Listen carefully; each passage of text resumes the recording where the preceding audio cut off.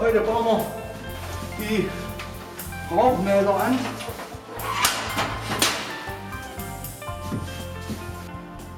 So, hier haben wir eine richtig tolle Stahlbetondecke.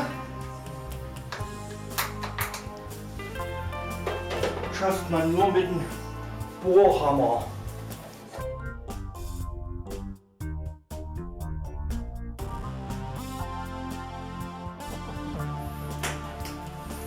Das ist jetzt für die Absaugung.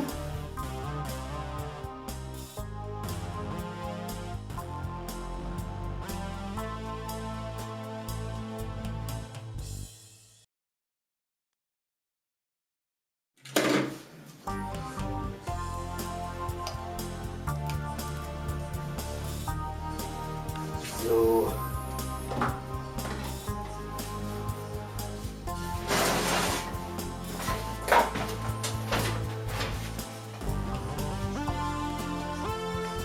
So, denken wir so, das ist gut.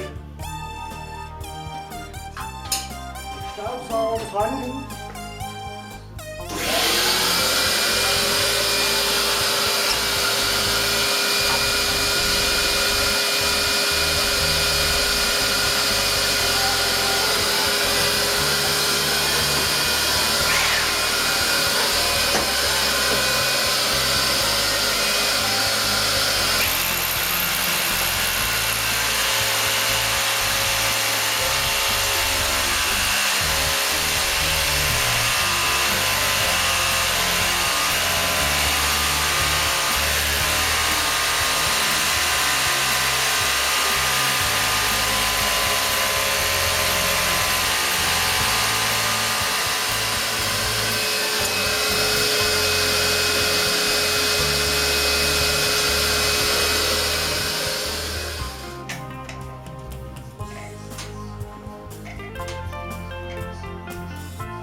So, wenn man jetzt fragt, warum mache ich das nicht mit einem Akkuschrauber, dann kann ich nur sagen,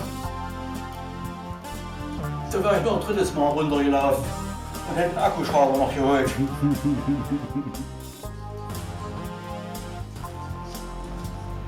ein Klebebett.